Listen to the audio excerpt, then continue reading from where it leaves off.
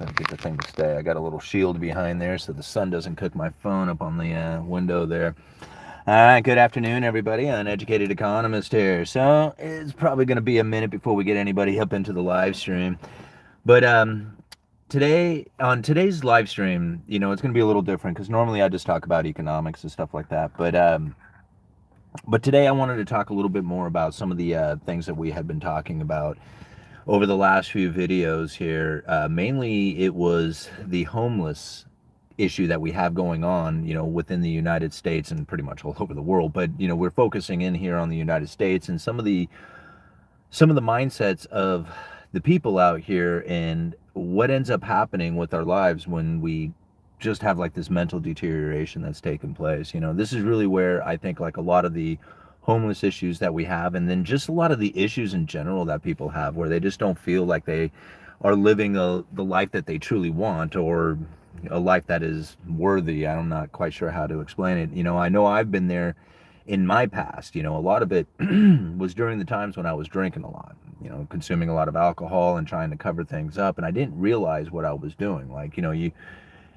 get out of high school, you're on your own, you're working hard, and you don't realize like a lot of the stuff that you have issues with growing up, as you start to become a young adult and they start to come out, instead of dealing with it, a lot of times we just end up covering it up with a lot of drugs and alcohol and stuff like that. And then the worse the problems get, the more we push those problems away and cover them up with even more alcohol or drugs, until it gets to a point that it starts really deteriorating the rest of our lives, our relationships, our jobs, our everything we got going on. And the depressive states start to kick in, and then pretty soon you find like, why is it that I have this depressive life, this shitty job, this horrible relationships? Why is the world so ugly and horrible? And it's really, when it comes down to it, it's all internal. It's everything that's happening within your own head and your own thoughts and your own actions that are doing this. And a lot of times we just don't even realize we're doing it to ourselves because it's all down buried deep in a subconscious level. Again, most likely left over from a childhood trauma. And now the self-esteem that we have, or the thoughts that we have about ourselves, are not good. Like they're, you feel like you're not worthy. Maybe, like maybe if you have trouble like being in a relationship with, with somebody, that you just don't feel like you're worthy yourself. And if you don't feel like you're worthy yourself, well, then nobody else will think you're worthy either. And the subconscious or words and actions and stuff like that come out, people will recognize that. Even not even on an outwardly, like they'll just pick it up subconsciously that you have this internal belief about yourself. And unfortunately, they won't really think worthy of you either, because of that. And it's all this internal belief. Now, granted, this internal belief could be a real deal. Like, it's the real story. Like, you don't know my story. I've been through a lot of stuff. Wait, you should hear my story, right? Well, yeah, everybody could hear your story, and I guarantee you, no matter how bad your story is, there's somebody out there who's going to have a story that's worse. And it's not a matter of comparing your story to somebody else's and find out how ugly your stories are. That's not the point of it. I mean, somebody's always going to have a worse story. It's not a matter of their story compared to your story. It's all about your own story and your own issues. Like, I used to use the analogy of a flat tire. Like, if you are completely broke and you have no means, no money, no anything, right? And you're late for work, you jump out of your house and you look and you see your car has a flat tire, and there's no way you fix it. There's no spare or anything. You're going to be really stressed out about that. Like, you're going to have some serious stress. Now, if you think about like somebody who is got like $400 million and they're about ready to pull off this $10 million deal, but it's falling apart on them, it's not working out very well, and they're pulling their hair out trying to figure it out. The stress level for that person, even though it's a $10 million deal and all this, all kinds of stuff is going to happen and people's jobs and lives and everything else are involved, the stress level there is the same for the person who just stepped out of their car or out of their house and realized they have a flat tire and don't know what to do as far as getting to work. The stress is the same. So it doesn't matter comparatively. Like, you don't compare those two. The amount of stress that you're going to feel is going to be the exact same. So again, when it comes to the story that we tell, it's just exactly that. It's the story that we tell. And if we tell ourselves, I got everything coming down on me. Everybody wants to prevent me from making money. Everybody wants to prevent me from saving money. Everybody wants to prevent me from being able to make good deals. Everybody's doing all this stuff. Well, this is like an internal feeling that you are telling yourself that is going to pretty much manifest itself in a way that prevents you from actually succeeding, right?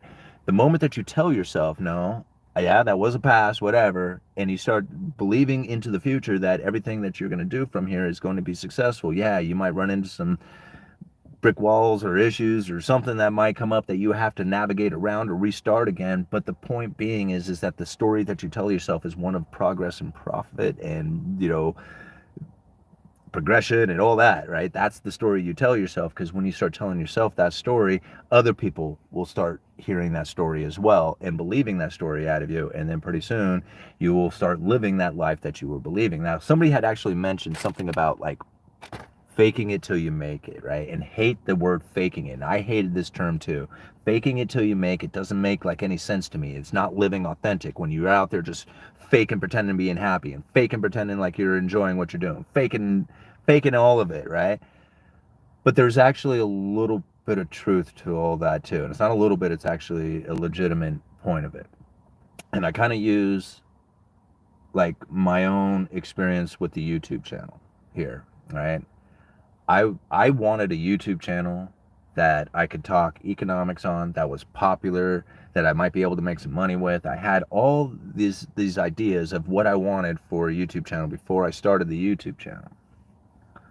And everybody has this when they think of, okay, well, I'm going to start a YouTube channel. They all have like kind of the same idea, right? We all want to get 100,000 subscribers, be able to quit our job, whatever.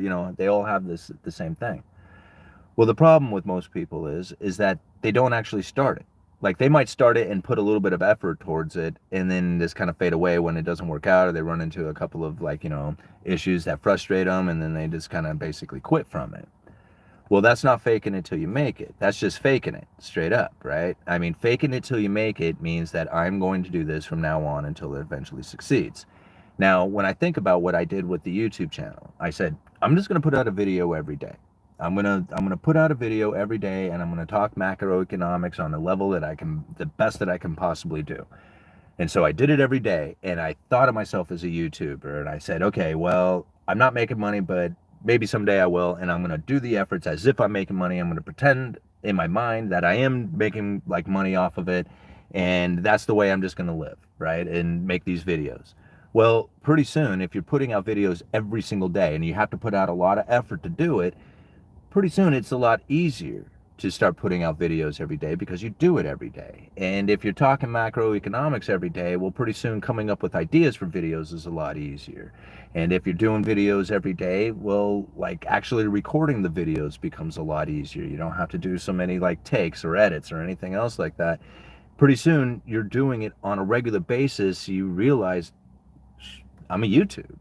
Right? All of a sudden, here it is. Like, I wanted to do it. I did it every day. I put it in my mind as if I was doing it like legit. That's the life I wanted to have. And I just started living that life as if it was already there. And then it happened. And then it came about. Right? And I'm like, and I even was amazed by it. I'm like, how did this happen? Like, how did this actually occur? And the people around me are like, dude, do you know how hard you worked at doing all that? And I'm like, yeah, but I didn't I was faking it for the most part. Like, I didn't know, right? But you're not faking it. You're actually living the life you want to be, and your life will progress into that, so long as you're doing it with, real authentic and, being real about it. Did I get a super chat up there? I'm going to go find that real quick. Hey, Inspirational Nomad, thank you very much for the $2. You're doing great, Simon. How is your house going? Hey, the house is going well. We're doing a little bit of work here and there, but I'm pretty much, I have to save up to do the roof, and I'm really, I don't know how I'm going to get off on this, but I'm really bad about like envisioning what it is that I want. And I'm not bad about it, like saying I can't really do it. What ends up happening is like, I can't just look at something and say, wow, that's going to be adequate enough. That's cool. That'll work. If you're going to spend money on it, that'll do. Right? Like looking at the Camaro, for example, like I can't just like, okay, you got the cheapest Camaro out there. Nobody wants that, right? Nobody wants a V6. You want a V8. Okay, so I'll get a Camaro with the V8. but then they really make some nice Camaros with some nice stuff, and then pretty soon you're stacking it up, and you're up to an $87,000 car, and you're like, wait a minute, no, I wanted like a $30,000 car, not an $87,000 car. But that's my problem. It's like I just want it to be better, and this is like, well, just put it a little bit better, and then pretty soon you got this something that's way out of line. Well, that's kind of what I look at about my roof, right, on my house. Now, it's simple enough. Okay, you can just re-roof the house, but I got a covered porch, right, a covered patio, and the covered patio is pretty decent size. And I'm thinking, this would be a really nice, like, outdoor kitchen. If I did it right, I could actually put some skylights and some venting into this, thing. Pretty soon, it's not like just a roof anymore. I got like this huge, like, big monstrosity of an idea that's going off, and it's just like, dude, whatever happened to just re-roofing the house, So anyway, that's what ends up happening a lot with me. But what else we got? Oh, we got chickens. So we got the little chickens, little chickies. They're about, I don't know, a month old now, 6 weeks old. Got the silkies. They're the little, like, they look like fur instead of feathers. But anyway, we got some of those silkies. That ought to be kind of fun to watch running around the yard. And then we also have some more that we're going to get. I think we're going to get up to about a dozen birds is what we're looking to do. So, yeah, thanks for asking, man. It's been great. All right, fake it till you make it. Ooh. Fake it till you make it, woman before the divorce. Yeah, and that's just another thing. Like, so I've not given, like, I am not one to give any kind of, like, dating advice or relationship advice or anything else like that. Like, I don't know. I'm not a therapist in ideas as far as, like, how people communicate with their significant other. But there's a lot of things that I've heard come from men when after they got their divorce, and listening to some of the issues and stuff like that I hear, like, basically got them to separate. And I listen to some of these things, and I kind of almost laugh at it. I'm like, do you not realize, like, a lot of that was you? Like, for example, a buddy of mine said something about, like, how his wife would ask him what he wanted for dinner, and he would say, I don't care, right? And I said, you said you didn't care. Well, didn't you, like, make suggestion? Like, you want spaghetti, you want, meatloaf, you want steak. I mean, did you make a suggestion to her? And he goes, no, I really don't care. I'll eat anything. I'll eat whatever. I'm pretty easy. In fact, I don't even really, like, I don't think about, like, food and gourmet foods or anything like that. So, like, I'm a pretty easy guy, steak and potatoes, right? And I'm like, yeah, but you got to express what it is that you want to her, right? When she asked you. And if you say, I don't care, what you are basically saying to her is, I don't care what you think or feel or anything, right? What she is trying to do is bring something to you that you would enjoy, and you say, I don't care. Do you know what kind of, like, reaction that, like, I can understand, like, if it happens once, you're like, man, I don't know, I'm sick, I'm not feeling well, I don't really care, right? That's one thing. But if it's like that's how you react, or that's how your answers are to just about everything she asks you, that's not a good connection, right? In just being aware of that, right? Like, because you may not really care. Like, you may, like, whatever, I don't care. Like, that's cool. Like, if you don't care, that's fine. But don't express that you don't care to your woman, right? You let her know that you care, and you let her know what you care by saying, wow, thanks, babe. Well, yeah, let's have, like, let's have roast beef sandwiches tonight. I mean, that's the type of thing, like, that, like, a lot of people misunderstand when communicating with their with their wife or something. At least that's one of the things that I've heard. Is something, and it was like more than one occasion. Obviously, everybody has issues and stuff like that, but that was, like, just one of them. It's something very simple. Did I get another one up there? Panda Santi, thank you so much for the $49.99, man. That's very cool of you. Thanks for always looking out for us. I appreciate you and all that you do. Great job, my friend. How do you feel about dropping $2,000 or $3,000 into silver? Okay, yeah, let's talk a little bit about that. So $2,000 or $3,000 into silver. I mean, me personally, I think about it from the size of your portfolio and what it is that you have. Like, if you got like $60,000, a portfolio or something like that, and you want to diversify $3,000 of it into silver, okay, well, then go off and buy $3,000 worth of silver, right? Excuse me. That would be cool. Now, if you only have $2,000 or $3,000 and that's all the money you got, now I would be a little nervous about dumping that much money into silver. Now, if you do want to get into silver, start dollar cost averaging, right? $20, well, you're gonna have to do a little bit more than 20. $50 a month, something like that, and or $50 every couple of weeks until you have put all the money into silver and do it very, slowly over time. Main reason for that is you don't know when you're going to need that money, right? Especially if that's all that you have.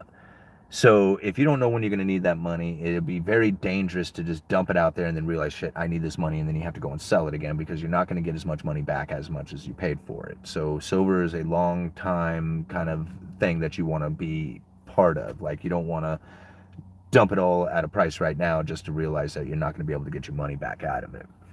So again, like, I look at it more of like an insurance policy, something that has me outside of that third party risk, something that if a banking collapse happens or whatever, I still have some sort of valuable thing that isn't reliant on that third party. That to me is really where the position in silver should be, should be for everybody. Now, again, like, there's a lot of people out there like, man, I'm an investor, I know how to speculate in this stuff, I'm going to do my thing.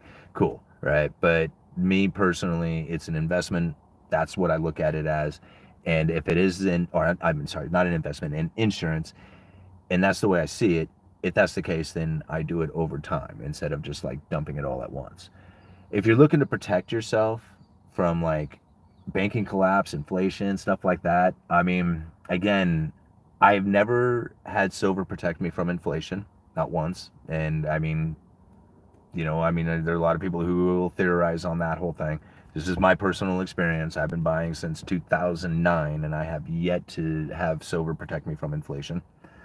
However, silver has given me that insurance policy protection that I truly love out of it. And when my car broke down and I had no vehicle, I had no way of getting to work, I call up my buddy. I said, dude, you got that Tahoe for sale? He says, yeah, you know it. I said, you take silver? He says, absolutely. So you drive it up here? He says, I'll be up there in a few minutes, right? So he drives up, I hand him 165 ounces of silver, he signs the title over to me, and I thought, man, that is so cool. I will never be without silver again. And that's the way I look at it, right? So if you want to protect yourself, with silver, there's a lot of ways you can do it. Me personally, dollar cost average over time is the only way to get in.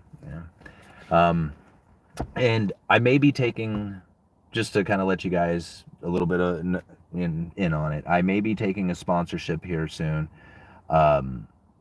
and that sponsor is a gold dealer. I'm really considering it. I think the dealer themselves are reputable. I know them well. I'm very cautious about trying to do a sponsorship because that's not really where I wanted this channel to go to, was to be like, hey, I'm going to try and make as much money as I can. That was never the intent for this channel, and it's still not the intent for it. But when the opportunity is there, and I think about what it is that I could do to provide for my family and provide them with something better, it's really hard to pass up, So I'm still considering it, still, thinking it over, but I'm taking a serious consideration that I'm going to do it. Thank you very much for that too, by the way, Panda. It's very nice of you. All right. Redison, thank you so much for the $9.99. Hi, UE. 4 times this year I seen trash pile up at garage disposal at apartment complex. I decided each morning before work I go to the compactor and press the button to compact the trash into the container. People are lazy. Well, that is for sure. People are quite lazy. And it's because they've been given the opportunity for it. If you're not given an opportunity to be lazy, then most likely you're not going to be. Now, that's being said, a lot of people are going to be lazy, and no matter what, they're lazy. But it's just a matter of like you're just doing. You see where it needs to be done, and you just do it. And there's a lot of people out there who I've seen who have really got that attitude down well. Like, they can see stuff, everything that they do and every move that they do is something else that is progressing through life, whether it's picking up a piece of trash and tossing it on their way by, or just straightening up something. Like, I see it a lot in the store. We have a few people who are really good at like being meticulous about doing stuff, and it's fun to watch, and that's like That's like the subconscious doing it. It's like, your subconscious prevents you from being lazy, and for those people anyway. Alright. I just finished the video and you go live perfectly timed. Right on. Dude, I love taking out the trash. I don't think he saw my question. Should I ask again? I don't want to seem like I'm a spammer. Nick, I'll go up there and find it. Hold on one second. Where is it? There we go, Nick. Okay, I used to be pretty confrontational in my youth. As I get older, not quite 30 yet, I'm a lot more soft spoken and I try to avoid conflicts. Would you say this is not respecting myself? I honestly just don't know. The older I get, the more I realize this. No, Nick, okay, well, think about it, man. Confrontation. Why would you be in a confrontation to begin with, right? It's because somebody is pushing their boundaries on you. Now, how do they end up getting into that position to begin with? Like, how is it? Are you gonna, okay. How is it that you're going to be like in a confrontation with somebody unless they have somehow like pushed your boundary, right? They're in your space, they're doing something, they whatever, right? How did it get to that point? That's what I have to ask, because now all of a sudden you have a confrontation with this person. How did that occur? Like, I go through life most of the time, I very rarely ever have any kind of conflict with anybody. Like when I'm in the store, I don't have any issues with anybody. When I'm dealing, like, just in society in general, I very rarely ever have a conflict with anybody. But when I do, it's usually because I didn't express my boundaries ahead of time, right? And they were pushing and pushing and pushing, knowing that it might be pushing my boundaries, but because I didn't say anything, they just kept pushing, right? And then eventually I get to the point where I'm like, I've had enough. I can't do this anymore. And they're like, whoa, what's going on, right? And it was because you weren't authentic in the beginning. You were like, oh, fine, whatever, I let it fine. And then pretty soon it's not fine anymore. And then it comes out, and then it comes out unhealthy, right? And a lot of people who have anger issues, it'll come out with, throwing fists and stuff like that instead of just being mad. And that's usually what ends up happening. The older you get, the better you're dealing with that stuff, because you've had so many experiences in your life. You just kind of like, prevent it from happening to begin with.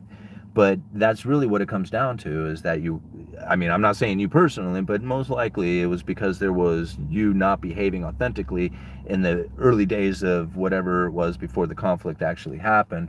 And by not being authentic and not saying, hey, I'm not approving of this, I don't want to go forward with this anymore, eventually it got to a point where you just couldn't handle it anymore, and then you had a conflict, right? I'm guessing that's probably the case. And like I said, as you get older, you just kind of learn to navigate that way so you don't run into those issues anymore. But it doesn't necessarily mean that you're not living authentic. You just learn to navigate, right? You learn to compromise on certain things, or maybe just like, gave up on certain aspects of life. You're like, well, maybe I just won't pursue that anymore because it's such an issue. It creates such a conflict. And again, it's most likely because either you're not expressing yourself in a real fashion, or you're giving out like a manipulative energy, which if you are not acting authentically, if you're not acting, if you are not being authentic, and you are actually doing stuff to try and please the other people that are around you so that they will be approving of you, that's manipulation. That is a manipulation tactic, and it's going to eventually fail on you, right? People will eventually figure that out and to say, hey man, that's not you. You're not the real person. You're not the person you were trying to be, or whatever. We figured you out. And that's where things start to fall apart. So it's better to just be like true right off the very beginning. It was just like, hey man, this is me. This is what I got going on. This is the way I speak and what I think and all this other stuff. And if people are approving of it, cool. If they're not, then you're going to have to move on. Right? But dancing around trying to figure out what it is that they're going to like about you and behaving that way, you're gonna find yourself completely exhausted and depressed over that.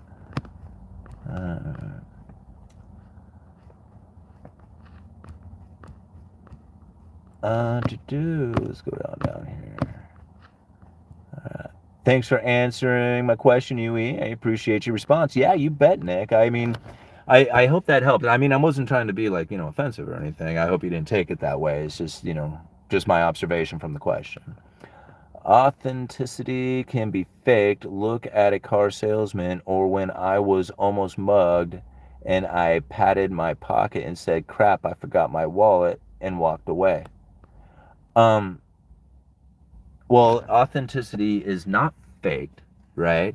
Both those were manipulation tactics. So you're not being authentic, you're being a manipulator, right? Both in this car salesman and keep him from being mugged. Hey man, I ain't got anything on me, right? It's still manipulation tactics. Hey, it fucking worked, right? Um, so no, it's not. Authenticity isn't faked, right? That's not something that you fake. It's, if you are faking it, then you are manipulating, and yeah, that's not authentic. And I mean, I guess if you're a manipulator to begin with, you're a con artist, you're already like, that kind of person, then I guess that would be authentic living, right? Is like you are authentic if you're a cheat. I don't know. I'm just making that up. Okay, adding comment for the algorithm. Hit the like, everyone. Hey, thank you very much. Yeah, and please hit that like button. We got 203 of you up in here, 65 likes. If you hit the like button, it'll grab the video, start spreading it around for more people to come in. All right. I can act likable, but I found being realistic to be more authentic for me. Hey, I can be likable, right? I mean, I have a job in which that I have to be liked, I mean, it's just like if people didn't like me, they wouldn't do business with me. So I have to put out the energy in which that people are going to be, going to be pleased with, right? I mean, it's not, to me, it's not a manipulation tactic. It's a matter of making sure that I present myself in a way that is authentic, but then also is engaging in a way that is going to make the sale come through, right? I mean, when somebody comes up to me and we're like, and it's the first introduction to them, it's just like, hey, my name is Simon. What's your name? Right? And you get to talking. Okay, great. What can I do for you today? Oh, you need some decking. Okay, awesome. What is this deck for? Is this for your personal house, or is this going, and this is the conversation. And so pretty soon I'm being real.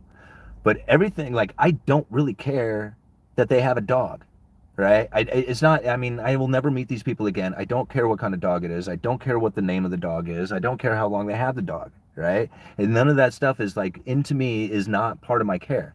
But I do care about them getting the material that they want, right? I mean, I do care about that. I do care about making sure that the sale that I do is the one that they want, right? So that part I do care about. So when I do listen to the customer talk about their dog and talk about how long they had it, although I don't really care about that part about it, I am interested in the sale of it. And so if their dog is part of the sale because they have this little dog that is going to be on this deck and they need to make the deck part of the dog's life or whatever, okay, like then we need to understand what it is that is important about this dog for you, and that's going to then make it important for me. You see, and that is authentic. All that is authentic living, right? The moment that I don't know, like,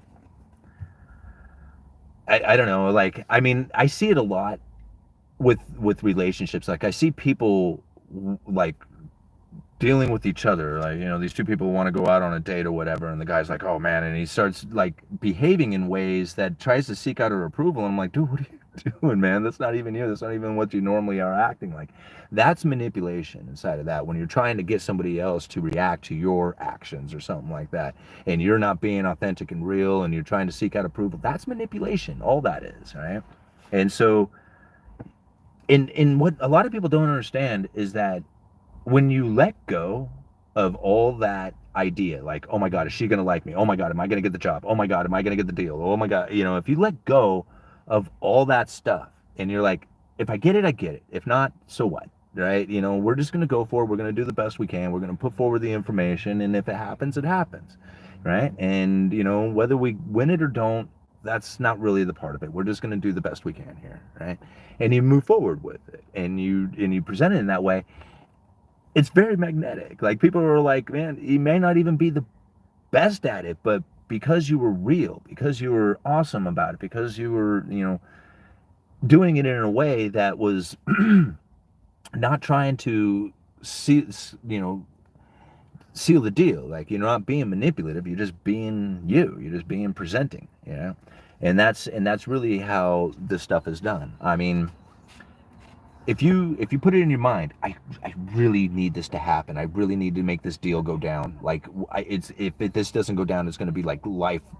It's going to be so depressing. It's going to be so. you're probably not going to get the deal. That wanting, needing energy that comes out of you is very noticeable. Like people pick up on it right away, and they're like, "Ugh, yuck," right? And I don't want anything to do with you, man. And it's very obvious. You think about it like I heard somebody use the analogy of a dog one time, right? The energy of a dog. And it's really simple. Like if you ever played with a dog, and I'm sure most people have, right? You know, you play with this little dog, and you guys are just like you're having fun playing, running back and forth, doing all the other things, right? But then you start chasing the dog. What does the dog do? Right? The dog runs. The runs straight away from you. But then run from the dog. What does the dog do? The dog chases you. Okay? So these are the energies that even people have within themselves. If you chase somebody, they're going to run away, right? I mean, no matter what. Even if they like you, they're like, "Whoa, what are you doing? Get away!" You know. But then if you run from them, they're like, "Hey, I'm out of here." They're like, "Hey, where you going? Man, come back. You know, where you going?" That's the type of energy that people need to really understand within it, right? If you are engaged and you're having a lot of fun, that's cool. But the moment that, you know, one person is running away from the other or trying to run away, and the wanting, needing energy that is there, it becomes very difficult, right? It becomes hard to navigate through that situation. And then you think about it, like, what if you had the dog was like really wanting your attention? It's like pushing you, annoying you, going, "Hey, barking, what?" You know, and you're like, "God, get away from me. You're just annoying the hell out of me." Right? Same thing. Or, "Come on, dog. Come on. Come here. Come on over." And the dog's like, no way. You know, I'm not, you're too much, right? These are the energies that we put out there. And just because you're playing with the dog doesn't mean, or that energy with the dog doesn't mean that people don't feel that same type of energy. It is very, it is it's very present and it's very obvious, right? We don't look at it necessarily and go like, "Well, here's the energy." It's subconscious that we pick it up and express these things, you know. And understanding those energy levels is being aware of it is probably the key to it, you know. And so again, like when you're doing the sale, it's not a matter of like, "I gotta get the sale done, I gotta have it." It's just a matter of like, "Hey, I'm gonna present you with this information, I'm gonna do the best I can out of it from your situation as you got. This is what I think is best," right? And you put it out like there like that, and most likely people are like, "Hey, I trust you, I like your ideas, whatever, I'm gonna do the sale with you." I'm definitely not monetizable. Why not? All right. I'm definitely not I can't say that. Anyway. You are. I mean, you can be at some point anyway. Let's see here. If the actual problem is residents don't care to study process of pressing button, then it's worse than lazy. It's a lack of studying the process. Yeah. I wish you luck, man. I support what you are doing here. Well, thank you. I'm like 60. Okay. Uneducated economist. Have you ever heard the saying, "We don't come here to make friends, we came here to make a living"? Yeah, I've heard that before too. Here's the thing, like I'm in sales, right? In fact, okay, here's a good example of it right now that you have to be friends, right? In sales. I was earlier today I was on the phone with a vendor, and I don't really like admitting this because, you know, again, it was just like my own frustrations had come out, but I'm trying to get this particular part, right? And the person on the other end of the line is not hearing me, right? They're not like, I'm like, "You're asking me questions that don't have anything to do with the part that I'm looking for, and I really just need you to just listen to like the part that I need, and I don't want to go through all these other questions that you're asking me. Would you just please just listen to what I'm asking you to do for me?" And they got very frustrated, and I ended up cussing, and I can't remember exactly what I said, but I said, "I don't give a shit," is what I said. And it was at that point, boom, like like it got very negative. It was very difficult. At that, and like ultimately at the end of it, I was just like, "Okay, fine, listen, just email me a quote and I'll deal with it from there." Right. And the person on the other end was like, "Okay, you'll get it in a couple hours." I never did see it. Right. I never got it. And so it was my own fault. It was the way that I was handling it. It was my own frustrations. And instead of just like, "Okay, let's try this again," right? I I I got frustrated, right? And at that point, it was no good. Like there was nothing that was gonna, like, that phone call might as well just ended right there. I messed that up, right? So that's the type of thing, right? I mean, it's like we aren't here to be friends. No, you're right, but we we do need to be friends enough, right? And we do need to be cordial enough with each other, and we need to be at least friendly enough that we can get this deal done, right? So we may not be friends at the end of this, and we may not be going and invite each other to go play golf or something like that. That's cool, but we do need to be able to interact with each other at least to a level that is courteous enough that we can make this thing happen. And I failed. I failed at that part of it, and I don't like admitting it, but hey, we're here being authentic and vulnerable, right? uh, Best tools on the world lifelong customer. How to have confidence and power in dealing with people by Les Giblin. Yeah, I mean, I should probably. People tell me all the time, they're like, dude, I wish I had the confidence that you do. And I'm like, I, I have confidence. Like, I mean, I think about growing up and some of the things that I've done. It was just like, I didn't even realize that I had, like, people were like, no, dude, you're out there on YouTube and you get out there and you do the bingo thing and you're like always out there, like, just being in, out there doing it. And I'm thinking, well, yeah, I mean, you do it a few times and it's not like, the first few times you do it is really nervous. Like, you don't want to get out on stage and actually put yourself out there. But after you do it for a little bit, well, then it doesn't seem so scary, right? So I guess that's the confidence. Well, to me, I didn't realize that was happening. Like, you know, I, it's funny because okay, so what's confidence, right? What is it? Like, you have this chance. It's very like you have a chance to go up on stage, man. You want to do it? You're gonna go up in front of a bunch of people, right? And you're like, whoa, no, I can't do anything like that. No, man, I could never put myself out there like that. And it was just like, but you have this one chance to do it. Like, if you do it, then cool. If not, I mean, you'll never get another chance, maybe, right? So, like, might as well just go for it and see what happens from it. I understand that right there is very difficult for people. Like, they're like, I can't do it. Like, I can't bring myself up to do it. Like, when I went down to Houston to go speak at the Rebel Capitalist, I was nervous. Like, I was scared. I felt like throwing up before I went on stage. And it didn't help any that I'm sitting in the green room when I'm watching Robert Kiyosaki up on stage there, and he's cussing. He's got the crowd just screaming and yelling, and everybody's just like, yeah. And it's 8 o'clock in the morning, right? I mean, it's like, literally, it's like first thing in the morning. Robert's up on stage, got the crowd just screaming, as excited as hell. And I'm sitting in the green room like this, like, oh God, what am I going to do? I'm going to go up there, I'm going to choke or whatever. And this old man sitting in there, and he's watching the big screen up there on the TV, and he looks over and he was just like, you're on next? And I said, yeah. And he was just like, wow, George must have a hell of a lot of confidence in you to put you on after Kiyosaki. And I went, oh God, man, don't tell me that. So it's my turn, right? It's time. They come and pull me out of the green room. It's like, okay, dude, you're going on. And I'm like, okay. And I'm walking to the stage, right? And like at this point, I'm done. I've almost forgot everything that I'm going to even say on stage, right? And I get up there and I'm nervous, and I grab the mic and I just start talking, right? And I'm starting to talk, and I don't even really know what I'm saying, but I see the crowd out there, and they're watching, and they're laughing and they're clapping. And I'm like, they're engaged, man. You got them. Just do it. You're doing it, man. Just go for it.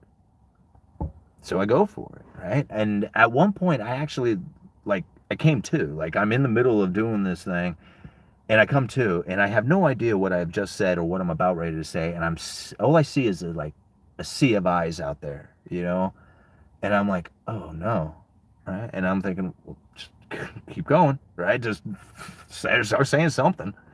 So I just started talking again, right? I just like, whatever. And I just started talking, and people who in the crowd said, dude, you nailed it. You absolutely killed it up there. It was so awesome. I had all these people coming and shaking my hand and patting me on the back, saying what a great job it was, and just loved the presentation and everything I was talking about.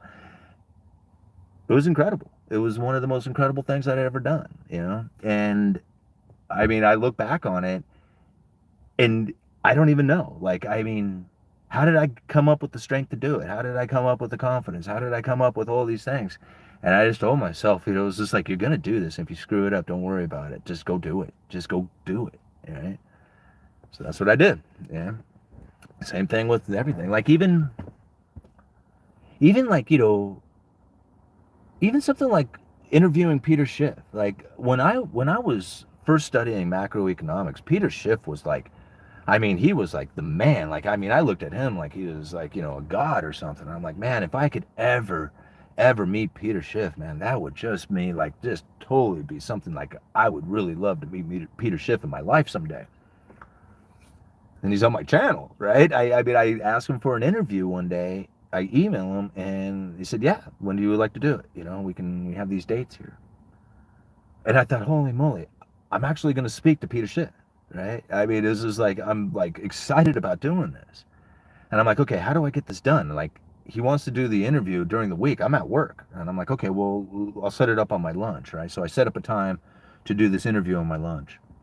And then Peter, they email me and they're like, hey, we need to postpone this. And I'm like, oh, we postponed it. I've scheduled lunches with other people, I'm like at work. I mean, I don't tell them this. They don't have any idea what I'm up to, they're just trying to schedule a meeting. So here I am trying to, reschedule lunches with everybody. I'm apologizing. I'm like, hey, man, can I schedule it for another hour later, whatever? I got my assistant, Chandler. She lives way over on the East Coast. So she does the recordings, the Zoom recordings. So I'm like emailing Chandler and I'm like, Chandler, I mean, are you going to be able to be there at this time or whatever? Okay, yeah, got it all set up.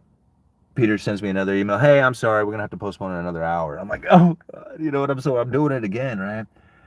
Do the whole mess around, finally get the lunches scheduled. Chandler's on board. I'm like, okay, I got to do this. And I literally like clock out, run out to my car, fire it up, drive around to the parking lot where I normally do these videos.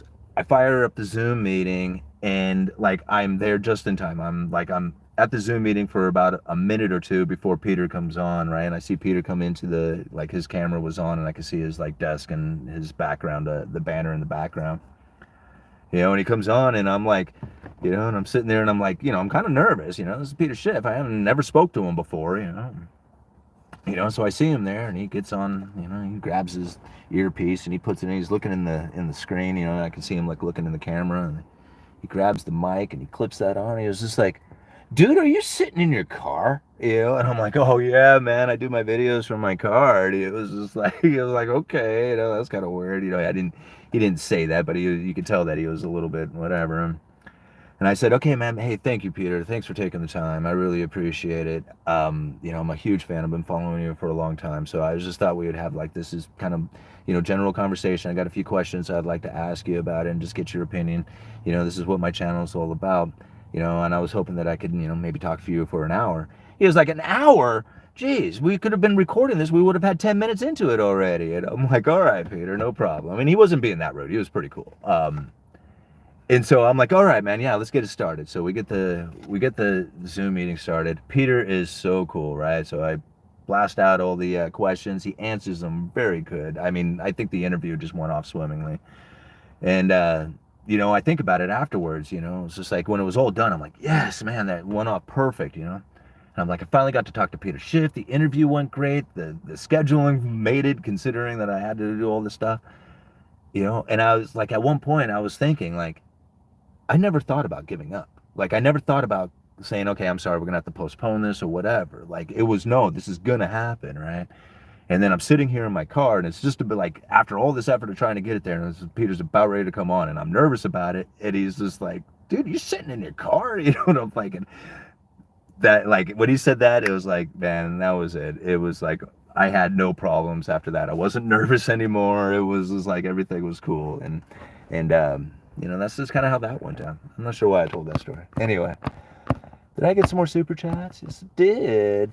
Jaws, man, thank you so much for being here, and thank you for the $9.99. Soft times make soft people. We all need to push ourselves to do things we find hard, so we grow and make ourselves tougher. Otherwise, we become complacent and lose the wonder of life. That is exactly it. Nothing in life is going to come easy, and everything is going to take a lot of work. It's going to be hard, and what's funny about it is that sometimes I think about, like, I put out a video, if it gets 100,000 views, that's gonna, the ad revenue on that's pretty good. And I think, man, is that really possible? I mean, is it really possible I put out a 10-minute video and get that money? Is it that easy? And my wife always reminds me, I was just like, no, it wasn't that easy. You had to go through 15 years of study and all, and on and on and on so that you can make that video. So don't say that it wasn't that, or it's that easy. It's hard for you. Remember that. And I think about, yeah, that's true. I don't think about all the 15 years that I spent hardcore researching so that I could do these. Thank you, Jaws. It's very cool of you, man. Rusty Dollar, thank you for the $9.99, man. Very cool of you. All right, Schiff moved to Puerto Rico for tax benefits. Smart man, yeah. All right. Let's see here. Peter Schiff has entered the chat. Is Peter here? That would be cool. Peter is a wealth of knowledge. Him going off about these bank failures, nobody in the world has the same perspective he's got. Yeah, I mean, I do have to honestly say that I listen, like, Peter Schiff is probably, if he's not the number one, he's definitely in the top three of the economists out there that I listen to who put me in the knowledge of where I am today. Like, I mean, even though, like, a lot of times, like, my stance and my theories don't necessarily jive with Peter Schiff's, that's not the point of it all. Like, the where I got to today and how I got here was from following the talkings of Peter Schiff. Like, he opened my eyes to the studying of the Federal Reserve and different things more than just about any economist could out there. And his explanations of things that were happening within the economy, again, were unlike anybody else's. And so, like, I have to say, like, Peter Schiff is probably, if he's not the number one, he's definitely in the top three. Um, of economists who have influenced me in this channel and stuff. So, hey, UE, can you read my question? I donated $5 super chat, but it expired. Can I copy and paste it? No, hold on. Where is it? I'll go back and find it. It's still here. Oh, here we go. Ian. Okay, Ian, $5. Thank you so much, Ian. Hey, can you read my question? I commented above. Find it in the super chat. Let me see. Where is it? Okay, Ian. Is it this one? Okay, Ian. Okay. Hey, Yui. I'm currently in the Air Force as an aircraft mechanic. Do you think it's worth staying in? Civilian sector pay starts at 35 to 45, but with increasing cost of living, I am not sure. Being in the military, I work 10 to 14 hours, 6 to 7 days a week, and as it stands right now, a deployment to Africa is on the table. Also, ideas on how to make more money. Think about flipping cars.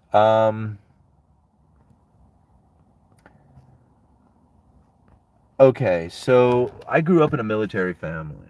Like, my dad was military, and pretty much was until I was 13 when he retired. Um, Never did I have a more stable life than I did when my dad was in the military.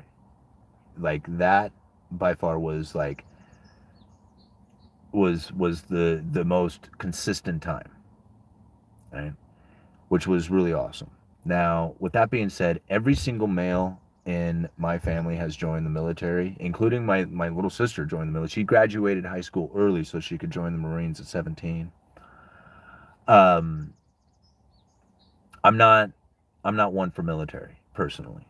Um, and mainly is because all the time that I grew up, everybody being in the military, it felt like I was in the military myself.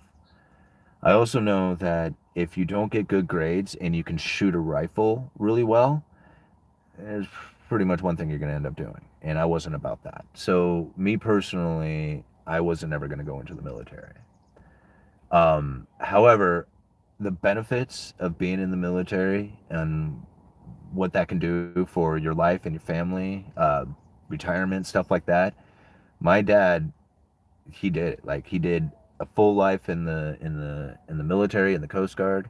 He did another 20 years in doing the park service, working for the state. You know, this is the way he went about things. He always had a very stable life. Always had the health insurance. Always had, you know, things. Never stressed about it. Like, he showed up every day, did his job, and that was what it was. Now, he was impressed with me because I didn't do stuff like that. I would go and get out there and freelance construction or do something like that, and I'd be like, Dad, guess what, man, I got on this job, I'm making $50 an hour for the next, you know, month or whatever. And he would be like, wow, that's really good, kid, I've never made that much. But then I would come to him and I'd be like, Dad, I ain't got anything going on, I'm broke or whatever. And he'd be like, yeah, tough times out there, isn't it? You know, sucks to be that. You know, he wasn't like, he didn't find, you know, making that much money or not making that much money like an impressive thing. To him, it was just about showing up every day for work and getting the job done. That's it. That was all about it. So, anyway, being in the military right now would be very dangerous. I think military actions are going to start ramping up. And so, if you're thinking about being deployed and you don't want to be deployed and you don't want to do any of that stuff, yeah, you might want to reconsider it, but that's just my personal opinion on it. You know, I would hate for you to make a decision like that and then regret it, you know, based off of some dude on a YouTube, you know, making that. But that's my personal experience with it. And, you know, anyway, everybody that I know who has been in the military benefited quite well from it.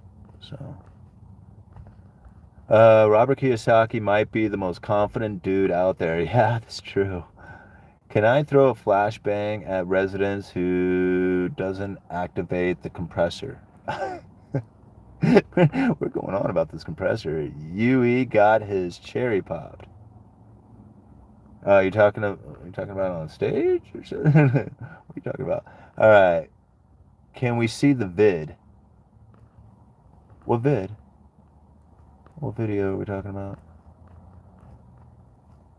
All right. Hey, UE, can you read my question? Okay, I did that one. All right. Awesome, man. How do you pronounce Svinson? Swinson? All right. UE, can't wait to share the tough things I'm trying.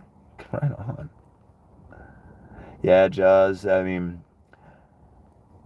Jaws is doing it, man. All right. Being patient with ourselves will make us tend to be patient with others too. Yeah. I. You saying Peter Shift? Did I say shift? Did I? Maybe. I don't know. Alright. Yui, are you still doing that bet from last live stream? No, I don't bet. I don't gamble. Like, I don't gamble. I mean, I can't even remember the last time. I think the last time I gambled is I joined in on buying some lottery tickets with the company, with the store. That was the last time I did any kind of gambling. Like, I don't do that. You know? And besides, that was all of a guy trolling me just to get me riled up. I don't think that was, you know, who was that? That was I can't even remember his name right now. But that was just more for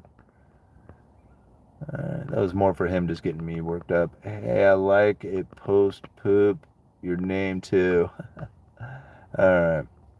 I think it's Schiff. His name is Peter Schiff for sure. I mean, I might have been saying Schiff, but not on purpose. All right. I pay for Maverick of Wall Street for their commentary and analysis, and Kevin because it's great watching him chase interviews and seeing what the bulls are thinking. I sub mostly to gardening channels. Ian, how old are you? Do you have a family? I have met young guys who retired at 48 with full pensions and did another career. They were loving life at that point. Yep, that's exactly what my dad did too. Yeah. Investing is a waste of money and time in 2023. Groundhog Day. All right, get out of the military. The opportunities in the private sector are huge. If you have a skill set to be good car mechanic, then do it. Try to balance both the first and transition. Just being a troll. Yeah, no worries. All right, Yui, thanks for all your great videos in conjunction with others. It helps to give positive advice and direction in general. Yeah. Well, I appreciate it. You know, I mean, People ask me all the time, it's just like, how do you do it? How do you get here? How do you, like, and I think to myself, it was just like, man, nobody asked me how I did it when I was 40 years old, drunk and stoned and in debt and, all this other stuff. Like, nobody asked me for advice then, but now, like, you see me on YouTube and you're like, man, you really know how to do it or something. I mean, I don't, right? I mean, what happened is that I finally gave up on failing. Like, I'm tired of doing that. I don't want to fail anymore. And I didn't know what I was going to do. Like, I had no idea when I quit drinking what it was that I was going to do to try and get myself out of debt, to try and get, to earn more money, all that stuff. I had no idea, none of it, right? But I just knew that I just had to quit drinking, right? But when you quit drinking, then you realize, man, you got a bunch of mental issues that are you're covering up with alcohol. They're there, right? You're having coping issues, you're whatever. So you start trying to deal with those, right? And you don't want to because you don't actually believe that you have anything wrong with you. So you have to become aware that you actually have issues, right? So once you become aware that you have issues, and that takes a long time within itself, now you got to become aware of how to deal with your issues, right? So first you had to believe that you had them, then you had to become aware of them. Now you have to figure out that you have to become aware that you have to deal with your awareness, And I mean, it's like all this stuff that you have to go through, and it takes years to figure it all out. Once you do, then you start realizing, oh, this is the reason why I'm getting these opportunities. Oh, this is the reason why, that things are happening. Instead of cracking beers and going drinking, no, I'm making communications, doing emails, doing different things, right? So you start gearing your life into a different direction, and then pretty soon positive things start happening to you, right? But like, most people don't realize it. Like, most people just like, man, I did my 9 to 5 job. It is me time, right? But it's a coping behavior. That's what's going on. And so you want to give up all the stresses of life. You want to give up on all this things that your inadequacies or whatever it is you got going on, and just get drunk, right? And that's so much easier than calling it, hey, me time. This is my relaxing time or whatever. It's not what's happening, right? You're coping with it. And that's the reason why a lot of people end up just not even succeeding in life, is because that's the way, like, I would say, like, I don't even have a percentage, but that's the way, like, the majority of people operate. Is just like, just push through for the day to get whatever it is, the bare necessities that they can acquire so that they can make their living, and then that's it. Like, that's how a lot of people end up functioning. I know that's the way I did it for a long time. That's why I say a lot of other people do it, because that's the way I was living. And becoming aware of that. That's the whole key. Like, awareness is like 90% of change. Once you become aware of something, it's like almost impossible to not change. Like, it's just, you can't help it. It's just like, well, now that I know about it, there's nothing you can do but accept and embrace the change of it. I'm more of an options gambler myself. There you go. I'm against gambling. The only gambling I do is maybe the electronic Texas Hold'em tables. My gambling is Bitcoin. What do you think about crypto? Yeah, I'm into crypto. I had somebody else ask me about it again today. I like Bitcoin. I bought some, I don't know, a couple weeks ago, and I plan on buying more again, going into the future. Now, I don't look at like cryptocurrencies or Bitcoin as something that's going to be making me like some kind of millionaire or anything like that in the future. Now, could it? Sure. Well, yeah, awesome. But I have missed out on so many opportunities. Like the first time I went to go buy Bitcoin, it was $18. Like, that's it. It was $18. I remember my buddy that I work with today, we were joking around about, like, getting this Bitcoin and throwing it back and forth so that we would understand how it worked and stuff. We never did get it at $18. In fact, I never bought any at all, until years and years and years and years later. And, it was way after, Mount Gox and, all kinds of stuff had happened.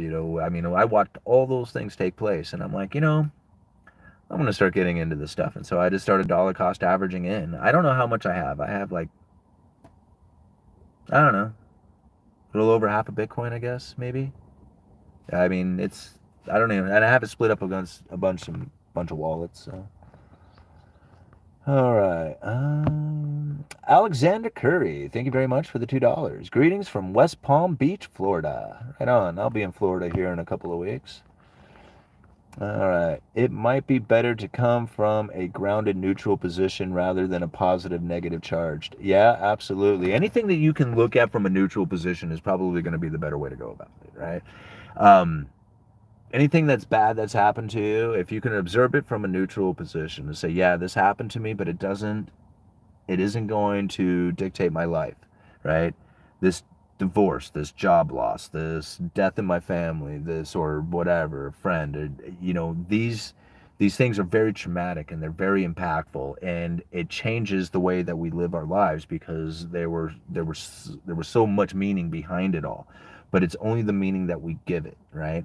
If it conducts our lives, my life is crap because of my divorce or this job loss or this death in this family or whatever, that's the the major issue that a lot of people end up facing. And instead of like looking at it from a neutral position to say, okay, this happened to me, right? I see it has happened to me, but this is not what conducts my life. This is not what dictates my life. I am not like the person who walks every day a divorced man or unemployed or whatever. Like that's not the life, right? The neutral position is that has happened to me, right? I observe it, I understand that it is there, but that's not what's going to control me or dictate my moves from this point on, right? It's just something that has occurred. And although like the impact from it, like it might be devastating, you lost all your money, you lost that, you lost all this stuff, right? But you got to start again from this point.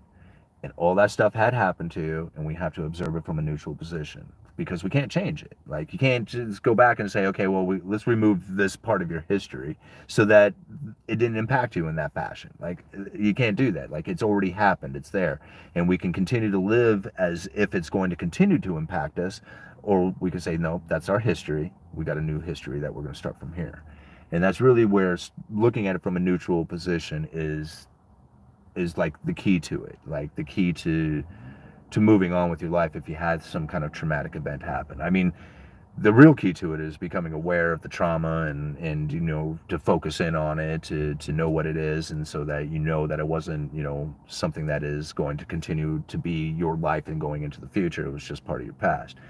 All these things, you have to work through. You have to figure them all out. And it's not something that is just intuitive to do. You have to have guidance from it, right? That's where like therapy and finding a good therapist, or like me, who is somebody who can't talk to therapists because I'm very argumentative and I'm debating and I want to I just don't do well with therapy. I end up having to do a lot of the studying of this type of stuff on my own, which isn't easy to do, right?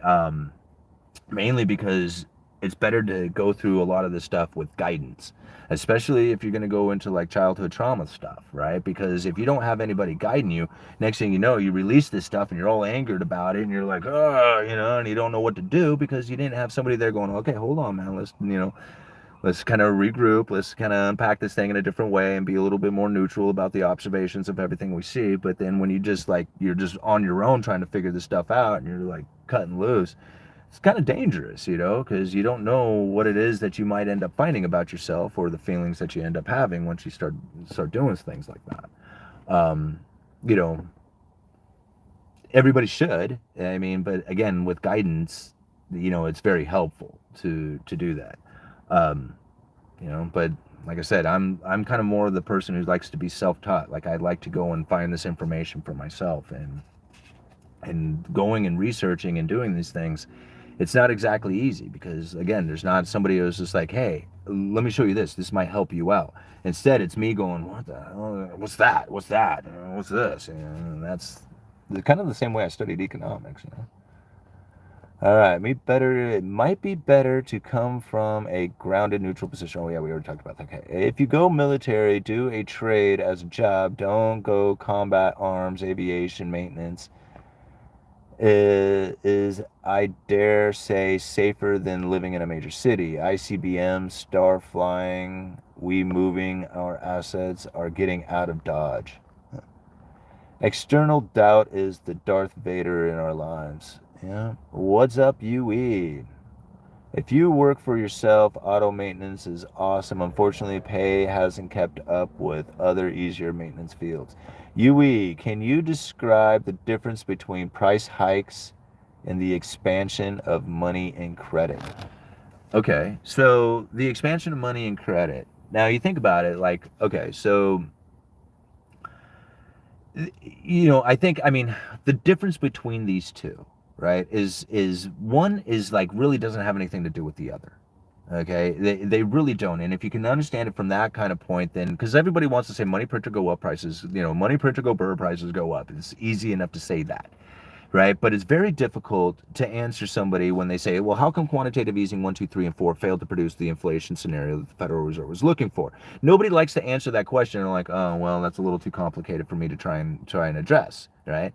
But yet, a lot of people are going to say, well, it's because quantitative easing 1, 2, 3, and 4 was a lot of printed money that ended up on the big banks' balance sheets, and unless that money gets lent into the system, it's never really actually moving into the system, right? So all this money that got printed up didn't really actually make it into circulation in the sense that a lot of people thought that it did, right? Now, granted, this did lower interest rates and it did get people to borrow money to put that money out there into the economy, and things like houses and cars and a few other, like, assets that are based off of finances started moving up. Yes, granted, that all that stuff happened, but that's pretty easy to explain inside of it. What's harder to explain about quantitative easing 1, 2, 3, and 4 is the failure to increase all the rest of the prices out there, like everybody saw happen here just recently. So what's the difference? How come quantitative easing 1, 2, 3, and 4 failed to produce the inflation, but this recent round of quantitative easing definitely produced some inflation, right? Okay, again, these two are two separate things that are happening here. The quantitative easing that came around the second time around came with a stimulus check. And now this is very important to understand, because this is really how inflation, the price inflation, the expansion of money and credit, that is inflation. That happened, right? But unless that money is borrowed into the system somehow, it just sits up there in the bank's balance sheet. It doesn't really do anything. Okay. So when all this money enters the channels, right? So everybody gets a stimulus package, right? You have this money. This is how the money drives prices up, is that all of a sudden everybody is now increasing their consumption, right? This is the major difference, is that when everybody starts increasing their consumption, that deprives the available amount of material out there for other people to buy. Okay, think about that for just a second, right? Because that's really what it comes down to. If you had money just enter in at the top, right? Those people are going to take that money. They're not going to be buying up a bunch of stuff driving the prices up, right? And if you had a bunch of people who just had money at the very bottom, but nobody else at the very top got it, it would be very short-lived, as the money would just almost immediately disappear, right? They would buy some stuff. It might cause a little bit of shortages and stuff like that to take place as everybody spends this money, but then it would eventually deplete and we go back to normal, right? This time around was a very, very different scenario, right? First of all, we got the stimulus package. Everybody from the poor to the rich got stimulated, right? And they severed the supply chain at the same time, saying, guess what? There's not going to be a bunch of new stuff coming in. Go spend that money now, right now, everybody, at once, all channels at the exact same time, right? And that's exactly what happened. People ran out there and everybody spent all that money at the exact same, not all of it, but a lot of it at the exact same time. And it depleted all the available inventory. At the same time, they were like, haha, you're not going to get more inventory because we've done severed the supply chain, right? We're not allowing anything to get distributed. Remember all the calls for National Guard to go down to California so that they can start moving the containers away from the ports? Remember all the crap? Remember Canada, right? They were having all those protests and moving trucks and stuff all over. Distribution came to a freeze, right? There was nothing there. So once you've cleared the shelves out and there's nothing left and there's nothing coming in, the demand for that stuff goes way up. Supply is down. Supply demand imbalance. Boom. Prices. That's how it happened. All right. All right. I'm starting to think these YouTube channels are feds. Like, you think I have never actually found a better compliment than to somebody accuse me of being like one of these elitists or something like that. That is just like, holy crap, man. You're doing pretty good if somebody is like calling you out like that, I mean, Jesus, I'm like some nobody in the middle of nowhere, and yet I get accused of that. It's just like, man, I almost feel important, All right. Let's see here. Aviation maintenance seems very promising. Currently working to get my commercial license with military experience. Okay. Greetings from Palm Beach, Florida. Didn't we already hear that one? All right. What kind of car do you drive, UE? This is a 99 Toyota Corolla, and then I also have a 2001 S10. Damn, thank you. That made perfect sense. Christopher Smith. We were talking about the inflation stuff. Yeah, thanks, man. Well, this is the thing. That's why I keep telling the story over and over again. It's why I tell the story about the special purpose vehicles. It's why I tell the story about Ben Bernanke and the gold machine. It's why I tell these things over and over and over again, because nobody else is telling the story, right? Nobody else tells it like I do. And if people don't hear it and remember it and know it, then it's going to be lost to history, and they're going to explain it however they want to. Very few people talk about how the corporations have already been bailed out, right? Does anybody talk about how the corporations were bailed out with the special purpose vehicles back in 2020 and 2021? I mean, I don't know, because I don't really listen to a whole lot of other people out there as far as economists go. And it's not because I don't like them, it's because I'm trying to stick to my own theories, my own thoughts, my own ideas. But I don't know how many people are actually talking about how those corporations were bailed out already. Like, does anybody? I mean, if you don't tell that story over and over again about how the Fed set up the special purpose vehicles, the corporate debt lending facility, funded with hundreds of billions of dollars, put out the narrative that they were going to be buying corporate debt. The market goes out there and tries to front run them, buys up all this corporate debt, drives the yields down, drives the prices way up. These corporations are able to just gorge on this incredibly cheap debt, load up on a ton of cash. And now, is anybody else like kind of wondering why this scenario took place? Is it so that they could go into the next recession without having to worry about bailing out corporations? They could let the malinvestment fail without having to bail them out? You see, like, to me, this makes sense. Like, to me, it was just like, hey, let's front load the stimulus for the recession before the recession gets here. All right, we'll go ahead and get everybody bailed out. We'll have the unemployment taken care of, because everybody will have a job, and there will be all kinds of jobs out there available for people, so that when the layoffs start to take place, we don't actually have to worry about unemployment rising. They'll just lose those jobs and go over to the service jobs. I mean, I said this a long time ago. It seems to be what's taking place right now. Yeah. I mean, I don't know how many other people talk like this, but this is my story that I'm telling from the history that I remember from my YouTube channel and putting out these videos. It's not like I'm just going and making this up from a distance or something like that. I mean, All right. I'm 29, quit beer and watch crypto markets to entertain myself. Well, good for you, man. 29 is a great time to quit drinking beer while you're in your 20s. I didn't figure it out until I was 40. All right. How long do you think deflation might last? Is cash on hand best? And do you think housing will plummet to pennies? No, I don't think housing is going to plummet to pennies, because I just don't feel that there's enough inventory out there, and there's not enough home building taking place to bring in new supply of inventory in order for there to be a housing market plummet to pennies.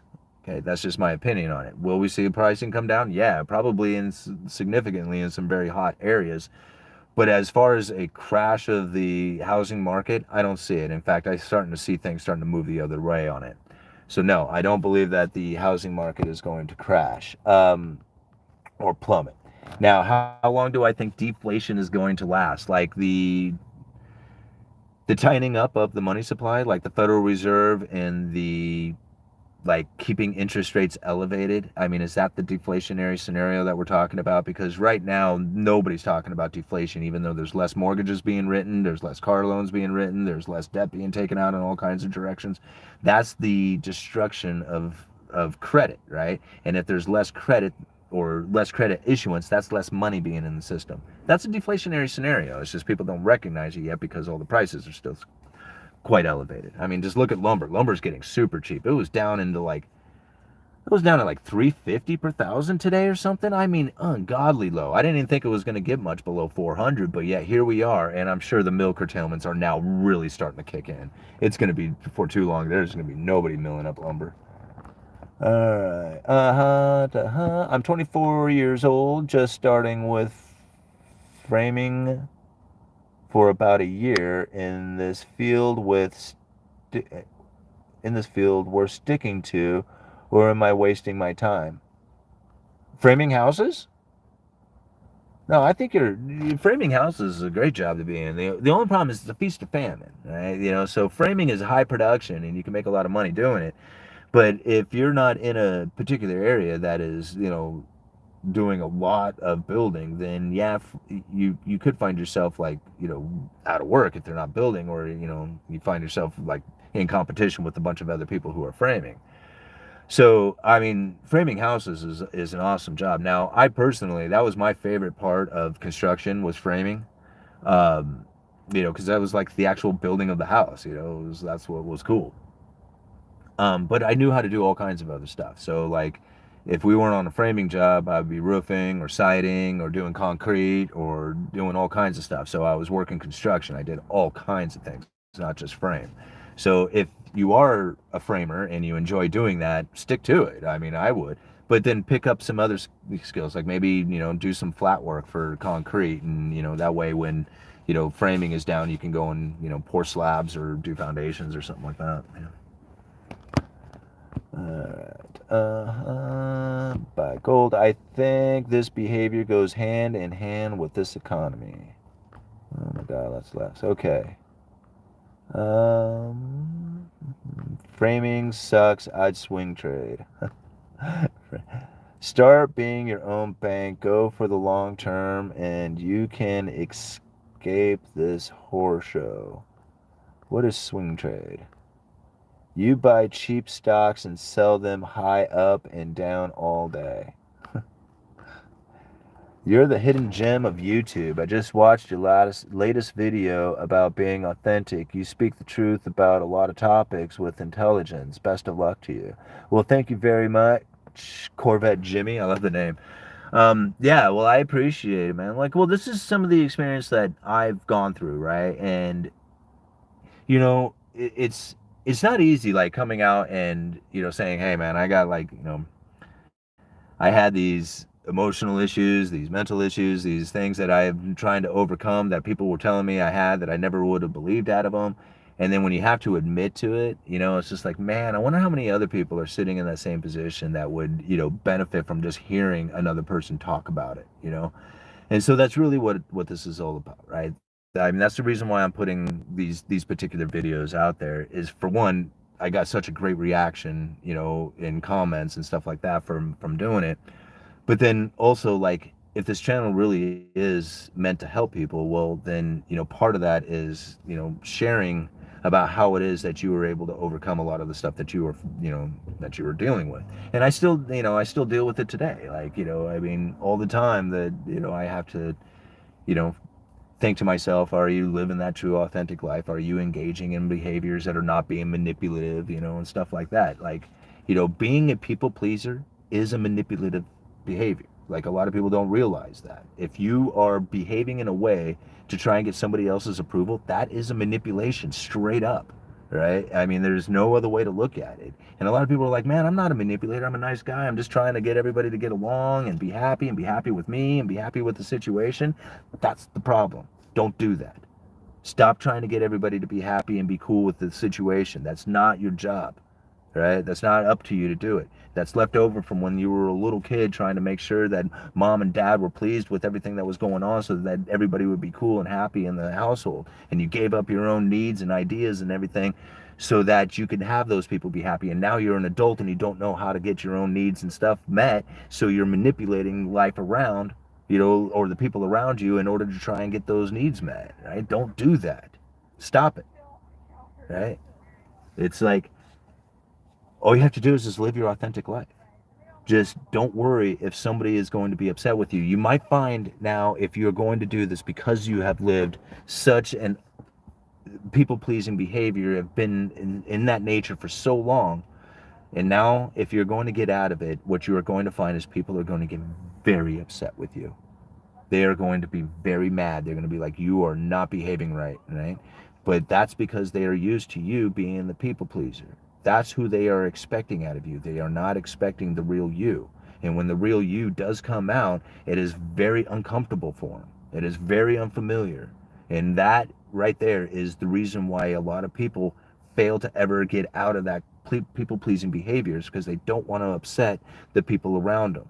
They want to seek their approval.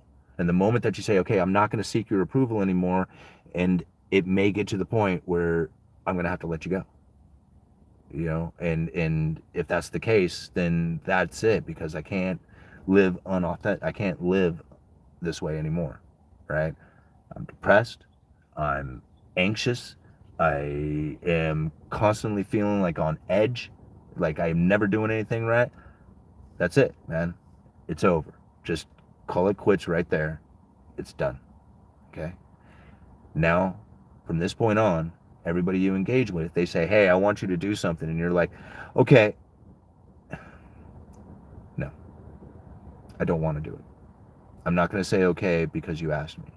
And I'm not just going to agree with it because I said yes to everything before.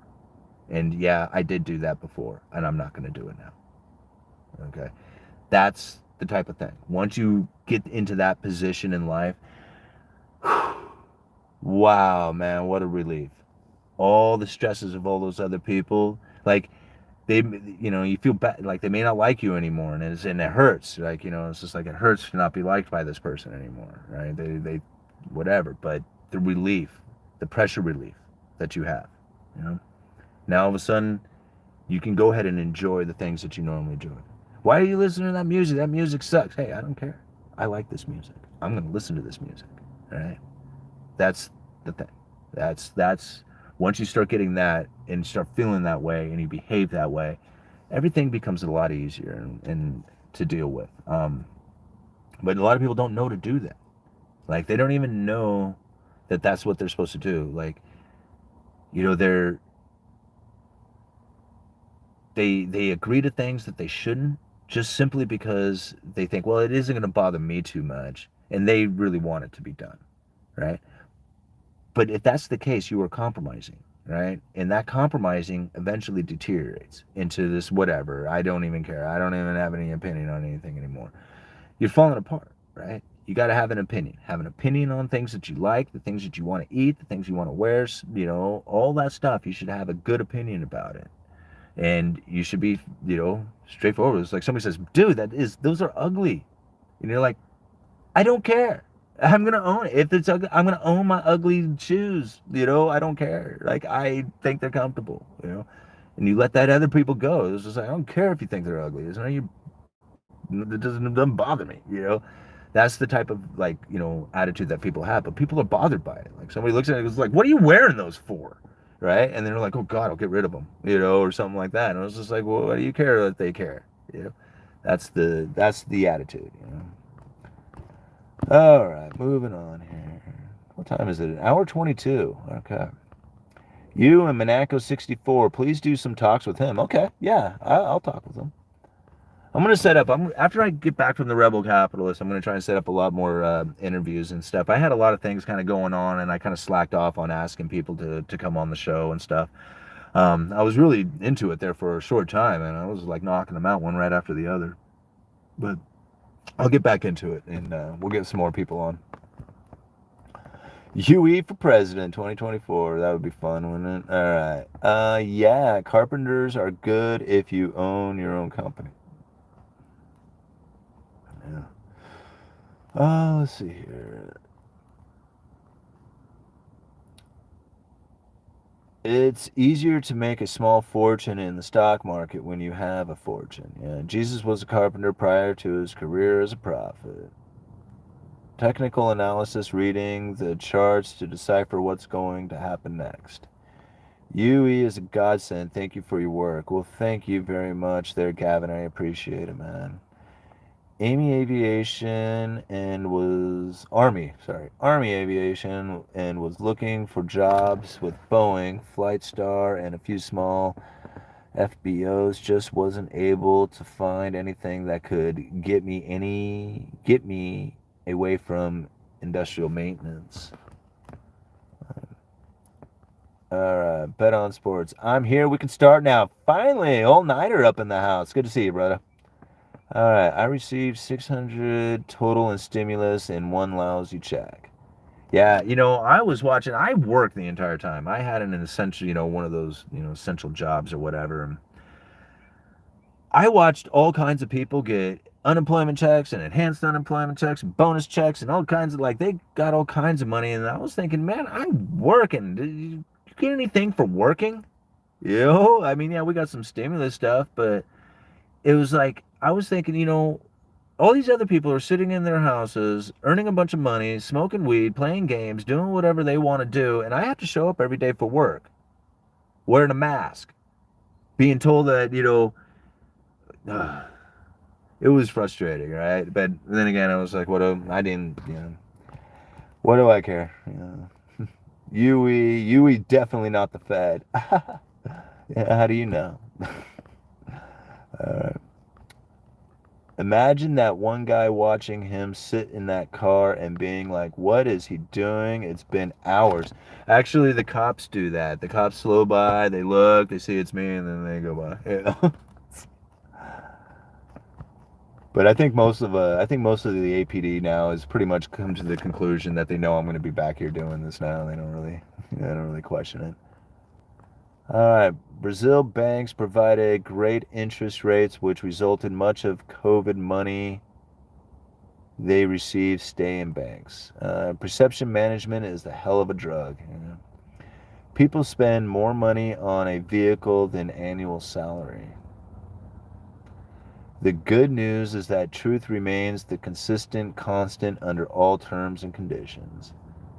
Fine economic degree fed. I was saying you were right about the going out and drinking as a coping mechanism. Also, that I have problems that I don't realize and I need to realize and fix it.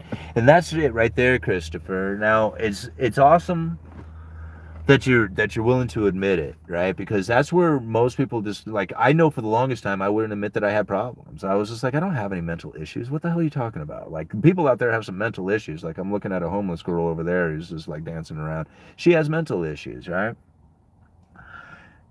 Most of us think like, no, I show up every day. I have a full-time job. I got all the things going on in life. I don't have the issues, right? Not like, that girl over there has. And that's true. You might not have them as bad as that over there, but everybody has them, right? And on some degree, we all try to cope with them on different levels. Some people really understand them, and they're able to do things like meditations and all kinds of stuff to snap them right out of the issues that they have or the anxieties that are building up and stuff. Other people don't.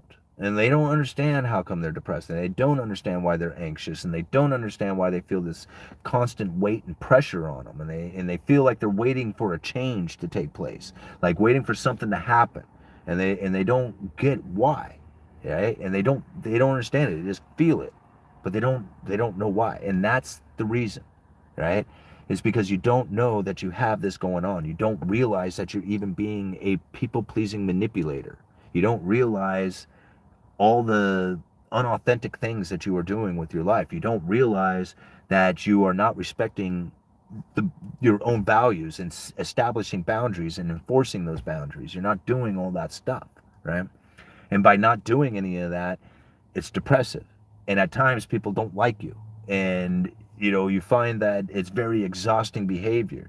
Once you let all that stuff go, right? You just ball it all up and you let it all go and you can observe it. You're like, I see it there. This is the things that I used to do. These are the behaviors that I had. These are the issues, right? And I see them. I see them clearly, right? Now, once you've observed them, you can't help but to change, right? You just can't help it. It's just like, man, now that I see it, and like the moment that you start feeling like this anxious behavior coming up, you're like, why is this? Why am I feeling this? What's going on? Maybe it's because of that order that I had done that I screwed up and I haven't fixed it yet. Maybe that's it, right? Maybe I'll go and fix that. You fix it and you realize the anxiety's gone away a little bit. And it's like, was that it the entire time? Was it because I had that thing rolling on the back of my head? Because I might have like not done that, finished that order. And if I still felt the anxiety, go drinking tonight just because I wanted to get rid of this anxious feeling, right? But being able to observe it and say, okay, what is really causing this thing? What is going on? Why am I feeling like this right now? Or something's going on out there, you don't like the behavior of it, and you're like, this is going to be tough for me. It's going to be like ripping a Band-Aid off, but I'm going to go to this person and I'm going to let them know that I'm not down for this any further. Like, I can't do that. whatever it is. This is the type of thing. Like once you start doing it, it feels scary at first because you got to be like brave. You gotta be strong to do it. But then once you do it, it's like this huge feeling of like an absorption of power, right? All of a sudden you're like, yeah, man, this is my life. This is my life. I get to be in control of my life. You know? Yeah, that's what let's go find something else to do. Let's go find something else to be assertive at and fix, and deal with, so I don't have to have this in my life anymore. You start conducting yourself like this every single day, and the moment that something comes up that you're like, yeah, this is gonna start moving on my boundaries. I'm gonna establish it right now. This is the way it is, right? And if you can't handle that, then we can just call it quits right now, right? Because I've been down this road, and I don't want to see myself or anybody else get hurt, right? And by establishing these boundaries right now, we can do that, right? It may not be what everybody wants to hear, right? But it's at least gonna give you that power. You can draw it back in, be magnetic energy. People are going to respect you for it. Everything is better. Everything is better for it. Again, the fear of like being rejected by somebody because they aren't approving of your behavior because you've been this manipulator. That is the one that you have to overcome. Boom, you get rid of that, and then everything else becomes easy. Did I just get a huge super chat down there? Oh my gosh, look at all these comments. Oh man, Marco, thank you so much for the $100, man. That is very cool of you. How much do you need to not monetize your channel? I'm willing to help. Oh, wow, bro.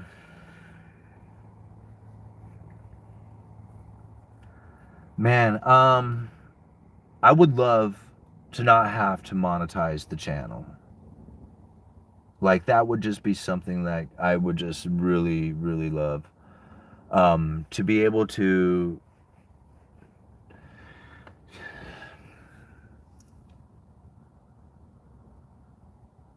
I don't know, man. I don't know because it's been such a buildup, of getting here. It is very difficult for me to answer that question. How much would it take to not monetize the channel? What I would love to do, because I would love to be able to do this for real, like not for real, but like do it for real for my life. Like this is my life. To be able to quit the job, to be able to travel and do uneducated economist stuff, right? To me, that would be like my ultimate dream, to be able to have a life that is something like that. And I don't know how much money I would need to have that kind of life. I really don't. As far as right now, I don't need that much money.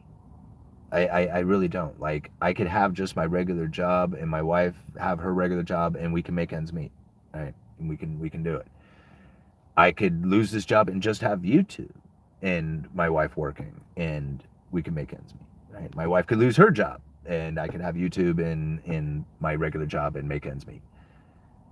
So I don't know like what it would take for me to quit this, to not monetize the channel.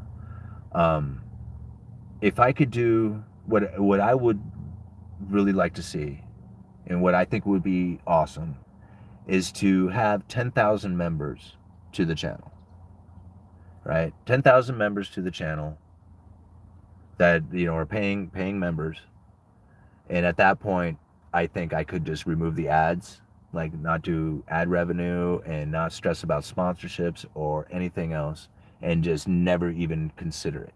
Because at that point, I would want to earn more money than that, but then I could pursue the other things in life that would be beneficial, like say writing a book or doing courses or doing something else that is more geared towards the uneducated economist type stuff.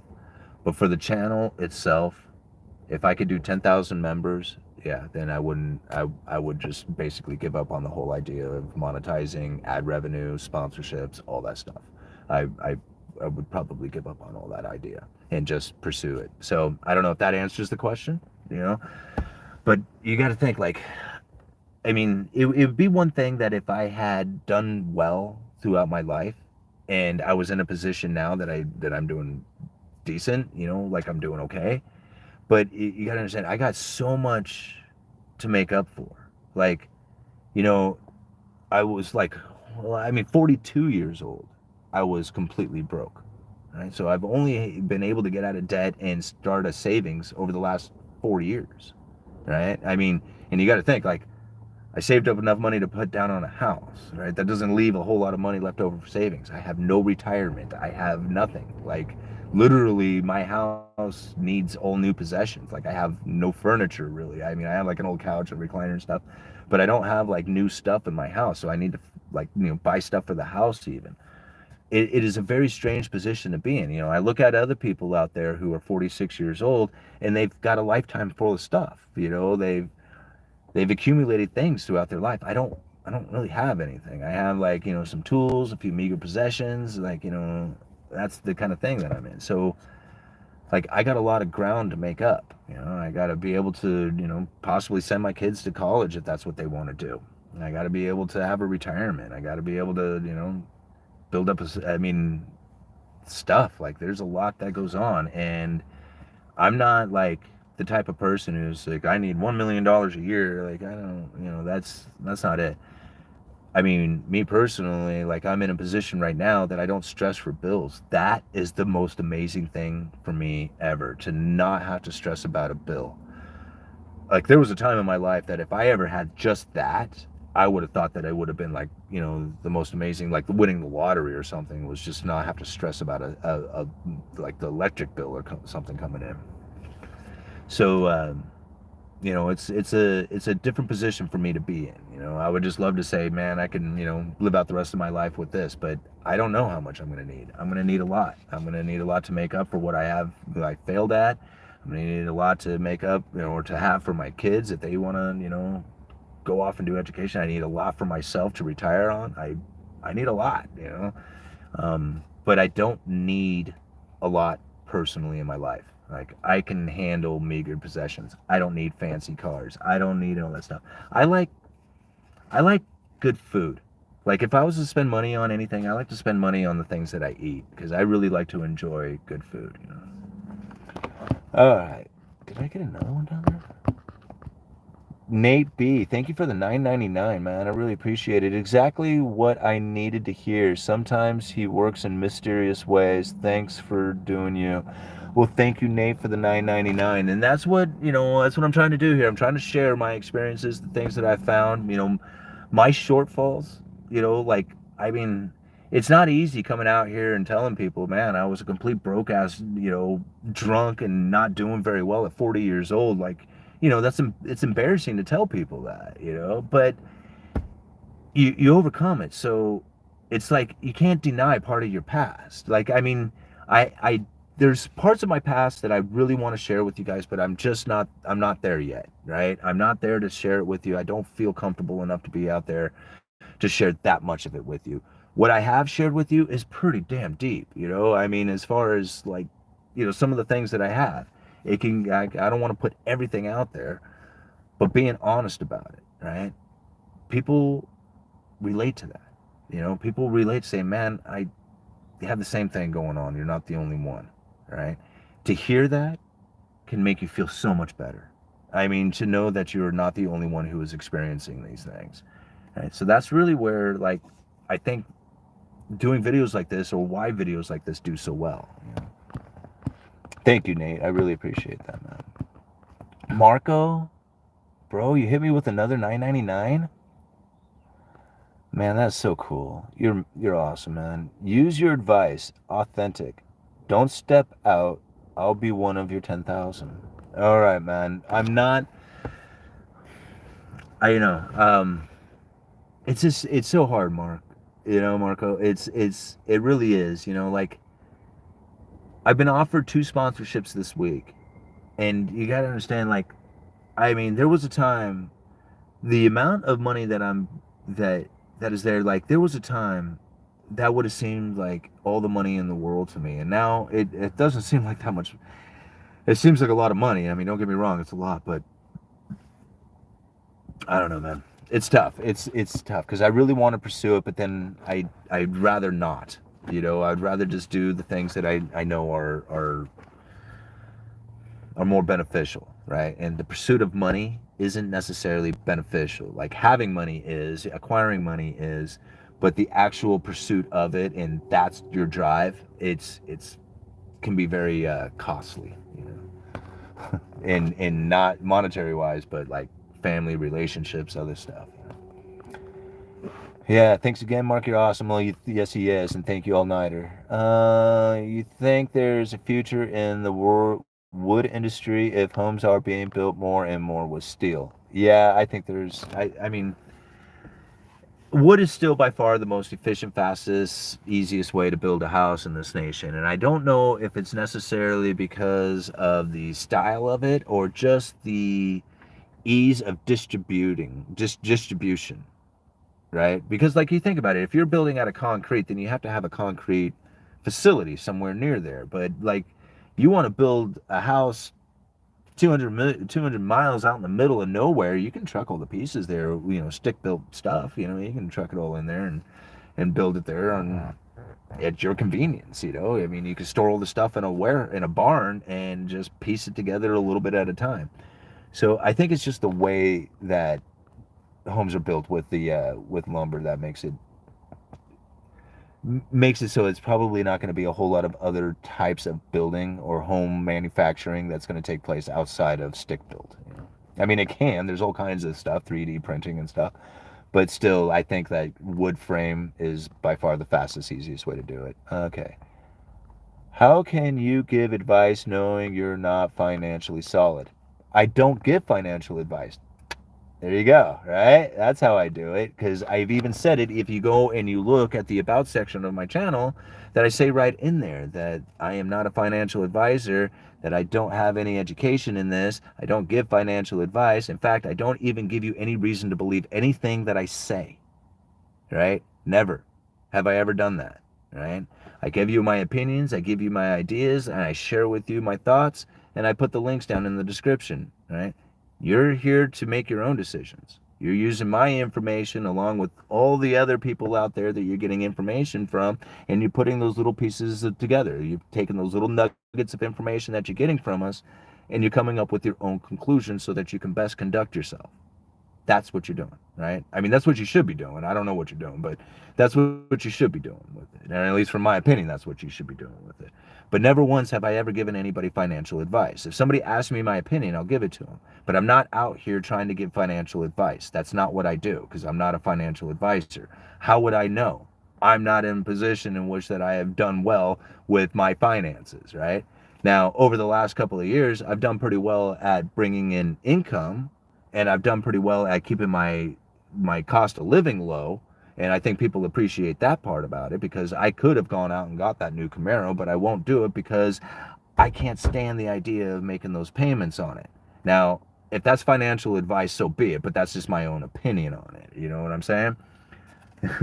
I mean, I don't give anybody any reasons to believe anything I say. I never have. And that's why I find it funny when people argue with me about you're a dumb shit and you don't, you know, whatever. It was just like, why would you believe me then? Like, why are you arguing with me if I'm an idiot, if I'm a moron, man? Why are you even here? Like, I put out this information for you to, you know, to take in for yourself. And, you know, when people like saying, man, you're a dummy, you know, and I'm thinking, why are you here? You know, like, I mean, you're the one who's here. I didn't like, you know, I mean, I wasn't like, hey, you know, you want to check out my channel, you know, you know, you know, you found me here, you know, and I mean, if you like it, cool. If you don't, then you know, no big deal, and go find another channel to be on. But you don't have to tell me that I'm an idiot for it. I mean, you can, people do. Uh, let's see here. Someone help this guy. This is hard to watch. What? What do you have to help me with? I really don't need help. Like, I don't need I don't I mean, I don't need help with anything. Like, what is it that I need help with? I think if anything, just watching the channel and being in the comment section, that helps. That's the only thing I really need, you know. Alright, what is the best liquor value for money? I wouldn't know. Look, you said authenticity. Like you said, authenticity. Alright. What are you growing in your garden? Right now, we got some. So my neighbor, he grows flowers, and he also does like starts. So he'll do vegetable starts for people to buy. So we got some 4 different types of lettuce from him. Some lettuce starts going. And then we have onions that we have put in, and Sarah has planted beets, peas, beans, and cucumbers. And I think that's the only thing we've gotten planted so far. We get a little nervous here in the Pacific Northwest because you go and you get all these gardens all set up, and then all of a sudden you find that it just dumps and rains and turns to soggy mess, and may even like snow here in a little bit. Who knows? So like May is when you should be in the garden doing the things and stuff, but it's still very nervous.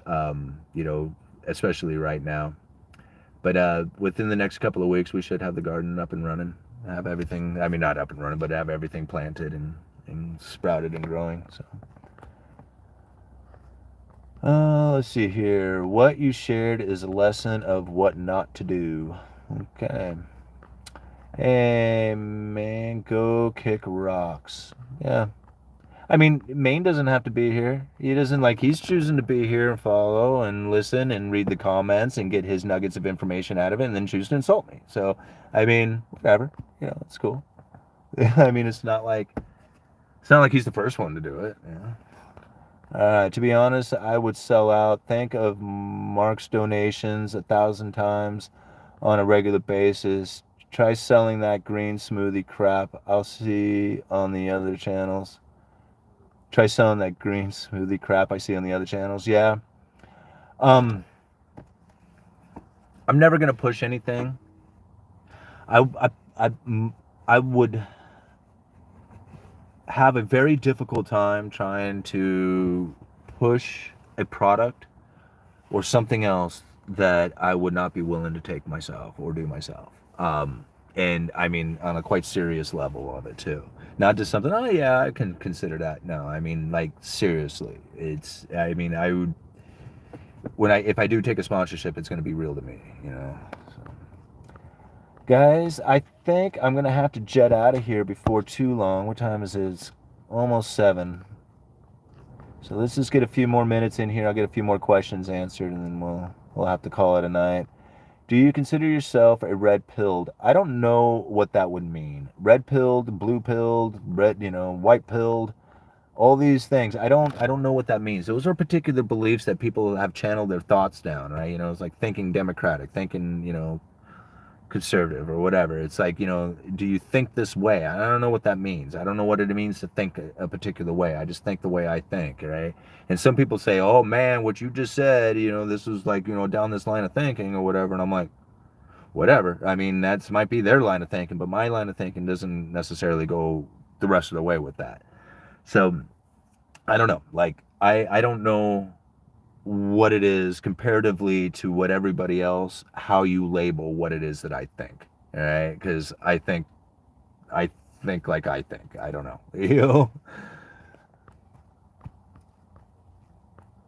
All right. All the money comes from your viewers. All the money comes from your viewers. Well, Christopher, if all the money that comes from my viewers, if I was doing like the membership thing, then yeah, it would be like all the money coming from my viewers. However, when the viewers are watching the channel, I mean, I guess the ad revenue, that comes from it. But not everybody watches the ad revenue or watches the ads that gets me the revenue. I mean, some people, have workarounds for that, ad blockers and whatever. So not all of it comes from it. And that doesn't bother me one little bit. Like, the only thing I really appreciate out of the whole is just being here, right? That's the whole thing for me. It's just showing up, being here, being, commenting on the videos. That's everything for me. I mean, I remember the first time, people were actually commenting on the channel, like saying, hey man, I really like your stuff. Keep going, keep doing what you do. That is what drove me. That, like, right there had more motivation than any money or anything else. It was people like, dude, I love what you're doing. Keep doing what you're doing. It motivated me more than anything. Like, out there, if you have like a YouTuber out there that you're following who's new to the game, That's what they need for motivation. Just your words of encouragement, right? And it'll drive them. All right. I think you have community potential. Don't sell out. I know, right? And that's what makes it difficult, you know? All right. Let's see here. When you doing back into calling bingo and stop giving the haters the time of day? When you going into calling bingo? When are you going into bingo and stop giving the haters the time of day? I don't know. What does that mean? I do bingo every Sunday night. If somebody wants to come down to Astoria on a Sunday evening, go to the workers and hang out and play bingo and have fun. I mean, if it's financial channel, he should sell out for that, honey. Discount app or chime bank. The world is harsh. Get yours, man. I totally agree with you, Anthony. Um, and that's really where I'm conflicted on it. I mean, I would love to just make all this money and just say for my family, it's like, listen, look what I got for you. Look what I did. We're gonna have this awesome things and all the life, all the things that we need, And I look at that and I think, man, it's right there. It's like right there. It's right there. And then I think to it was just like, but that's not what this channel was built like, right? It's not, I never went for money. Like, I mean, I went for money, like I monetized the channel, for ads and stuff like that. And I've done some sponsorships, but I never had that in my head. Like, pursue money with this. Like, go get it. Go get the money, And I never done that. I just allowed it to just kind of occur, and that's really what I should continue doing. It's just allowing it to just happen, But man, when the universe is asking you, do you want this? Jesus, it's hard to pass it up. All right, I greatly appreciate your opinions and find them to be a breath of fresh air because you don't have an agenda. Thank you. Yeah, and that's really true. I mean, I don't know what it would be that even if I was to push an agenda, what that agenda would be. Like, I don't even know. So yeah, thank you. I appreciate that. How long do you plan to keep the Corolla until it doesn't work anymore? I mean, I don't know. Like, I really don't have any plans for the Corolla. UE, how tall are you? 6'2"? I am 6 foot. Actually, I'm 5'11" and 3/4. I don't know how the hell I didn't make it to 6 foot, but yeah. All right. I hope to see QTR at RCL in a few weeks. You're gonna be there? Cool. Right on. Okay. I bet there's been some weed in the UE garden. Yeah. The Omega. It's legal to grow here, Omega Block will bring more rain to PNW, according to that Ryan Hall, y'all weather guy. Would you ever leave the U.S. Permanently? I don't know where I would go. Like, I don't know where it is that I would want to be. Like, I can't even really think of anywhere else in the United States I would want to be other than right here. Like, I like it here. I like the people here. I like it. I mean, this is my home. This is where my network is. I mean, there's lots of places I would love to go visit and hang out and even spend some time, like spend a while there, whatever. But this is my home. The Pacific Northwest is my home. This is where I live, What is your thoughts on Mary Jane, aka weed? I have no problems with weed. Like to me, weed is very different comparatively to just something as like alcohol. Okay, if you just compare the two, like for example, I remember I sat down at my buddy's house one time while he sat at his kitchen island and took 30 bong hits in a row, right? Like, I mean, literally, like he smoked, I don't know, a quarter ounce of weed right in front of me. Like, I mean, it was just like, it was a lot. And he didn't really act much different from the second or third bong hit to the last one he took. In fact, I didn't even really notice any change out of him about, I don't know, the fourth one in. Like, that was it. He was just like kind of high, and that was, and we just sat around bullshitting. Um, so I know that people who do it for the first time can get annihilated off of it, but the tolerance that most like habitual smokers of weed, they don't really get high anymore. It's just more like just being themselves, only a little different. And so it's not, I mean, I'm not saying that's a good thing. I'm not saying that at all. But comparatively to consuming alcohol, in which that you can just go ahead and just get as annihilated as you want to, you can just black right out, I mean, you're like completely annihilated, gone. You can't really do that on weed. I mean, at least for, if you're a regular user of it, that doesn't really happen the same way. And so I don't really look at weed on the same level as some of the other intoxicants that are out there. Now that's just me personally on the matter. It's from my experiences with it as well. So weed, not quite the same issue as say some of the other drugs and alcohol and stuff like that that's out there. Again, it's not a good thing. I mean, here's the thing about weed is that most people find that what they are doing, if you think about it on a vibration level, like, you're on these different vibrations. If you're on a 1, you're depressed, you're not feeling good. If you're on a 10, you're totally enlightened, happy, everything is awesome, right? Well, what ends up happening is that most people find themselves generally like floating around like between 4 and 6. Like, that like some days they don't feel that great, other days they feel a little bit better. But then when they drink and smoke weed, they kind of elevate themselves up to like a 7 or an 8, right? And now all of a sudden they're feeling really good about life, feeling good about the people around them and all this other stuff because they've done like taken their vibration up to this higher level, or at least the perception of it is that way, right? It's not reality, it's just this perception that they've had. And this is the coping mechanism that most people deal with, and this is how come most people end up drinking and smoking and doing all the other things that they do. So weed is no different, right? In that sense, weed is no different from alcohol or heroin or anything else out there, because what you're trying to do is trying to increase that vibration back up there falsely, right? By the smoking of weed. So what ends up happening, you fall down, you're not feeling that great, you had a bad day, your boss yelled at you, and you go and you get high, right? And boom, back up to like 6, 7. Hey, I feel great, I'm wonderful, everything's awesome. But then it falls back down to your normal state of like 4 or 5, and you don't feel good, so you go and get smoked, you go smoke again and you get yourself elevated. That's the problem, right? Is that everybody starts smoking all this all the time is because they don't want to be at 4 or 5, they want to be at a 6 or 7, but they're doing it constantly with this weed intake, right? And so even though it's not really getting them high anymore, they're trying to elevate themselves up to this higher vibration.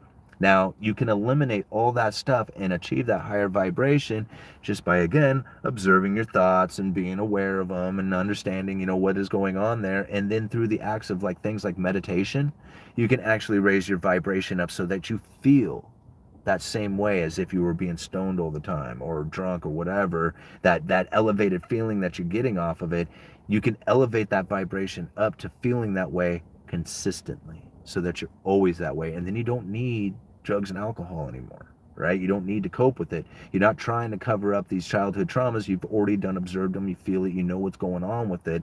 And now, you're sitting on this higher vibration. You don't need that stuff anymore. You just basically, it's like, it's not even like, it isn't even that appealing anymore to you, because before you were trying to do it just to get up to this level. Now you're always there. You just don't care. You don't care about doing like that anymore.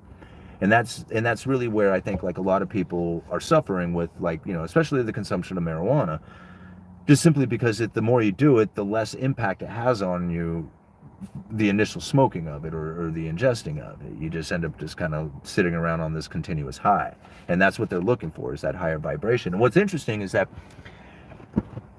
you'll find, if you do land on this higher vibration without needing the alcohol and stuff like that and the drugs and the weed, is that you will start being in tune with other people who are on that vibration, and you will find other people who are like-minded like that, who are working on themselves and living authentically and all this other stuff, because they're on that same vibration that you are on, right? You're sitting there smoking weed on that vibration, you're going to be around smoking other people who are on that vibration, and you're all sitting around being stoned playing video games and not really being ambitious, because that's the vibration you're on, You get it? Like, this is, it goes for everything that's out there. Everything has a vibration to it.